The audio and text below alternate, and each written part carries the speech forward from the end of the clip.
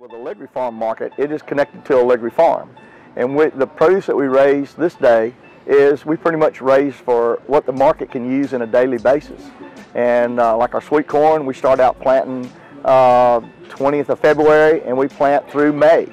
And that's the farm to the table. We pick it and bring it in here right from the farm and put it on this table for them to pick up to take to their table. It hasn't went to a warehouse or shipped on a truck line getting here. We bring it right up here ourselves daily.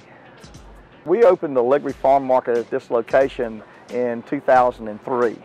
And I'll be very honest with you, I thought I built a building too big, but it has grown to where we're about reached. I mean, we have it wall to wall with produce now and other items, and it is really, the community's really supported us well.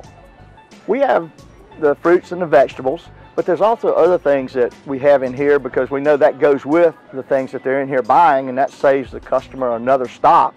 And you know, the bread and a few grocery items, and it kind of complements what we have in here to make a meal.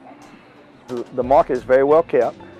We stack the produce up and present it very well, and I hope that every customer that comes in here has a good experience. And when they come in, they look like they'll find pretty much what they're after because we have pretty much a full line of produce.